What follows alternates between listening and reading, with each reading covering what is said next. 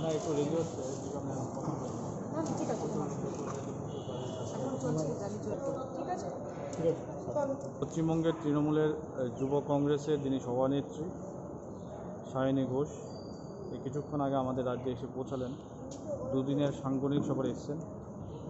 আপনারা জানেন এই রাজ্যে তৃণমূল এসে যখন সাংগঠনিক কাজে হাত দিয়েছে তখন থেকে রাজ্যের শাসক দল বিজেপি যারা এই রাজ্যের আসছেন সাংবিধানিক পদ অলঙ্কিত, যারা সাংসদ, পার্লামেন্টের লোকসভা হোক, রাজ্যসভা হোক বা বিভিন্ন যারা নেতৃবৃন্দ আসছেন তাদের উপর ক্রমাগত হারে আক্রমণ হচ্ছে এবং এই রাজ্যের নেতৃবৃন্দদের উপর আক্রমণ হচ্ছে। কিসের ভয় আমি জানি না, ভয়টা এটা কিসের?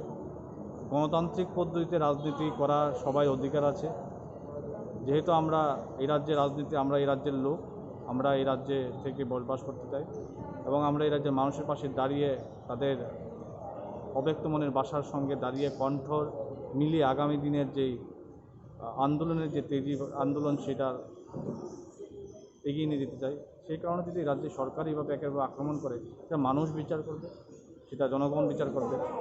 এই সাংগঠনিক কাজগুলো দেখার জন্য এবং ক্রমাগত হারে যেভাবে মানুষের পাশে দাঁড়িয়ে কথা বলার জন্য এই রাজ্যে আজকে সায়নী ঘোষের 2 দিনের সফরে আসে। স্বাভাবিক বিষয়, তৃণমূল কংগ্রেস এখানে সংগঠন করতে চায় এবং করবে অবশ্যই। সেই জন্যই এক এক করে আমাদের সব নেতা নেত্রীরা আসছেন এবং অবশ্যই যখন এর আগে যুবরা এসেছে আরও আসবে, আমাকে তো আসতেই হবে। আমার সঙ্গে আমার স্টেট কমিটির মেম্বাররাও রয়েছে।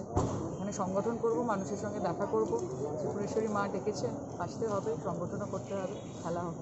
না কি মনে করছেন? কারণ এর আগে আপনাদের এমপিরা, বিভিন্ন সাংসদরা এখানে এসছে, আক্রান্ত হয়েছে, কালকেও একজন আক্রান্ত হয়েছেন। কি বলবেন বিষয়গুলো নিয়ে? কি ভাবছে দল? কিছু ভাবার নেই। দেখুন, এইগুলো বিজেপি যত বেশি করবে, এটা তো খুব নতুন ট্যাকটিক কিছু না, এটা পুরনো ট্যাকটিক, ওরা এগুলো করে থাকে। ফলত ওরা যত করবে মানুষের মন ওদের থেকে সরে যাবে।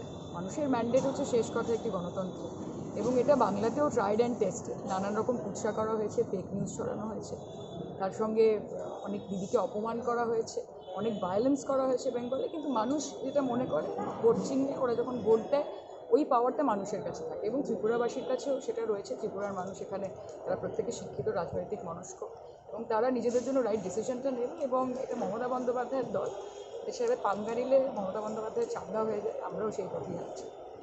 দুদিন আগে তো দেবাংশুরাও এসে গেছিল, এদের উপরও আক্রমণ সংগঠিত হয়েছে।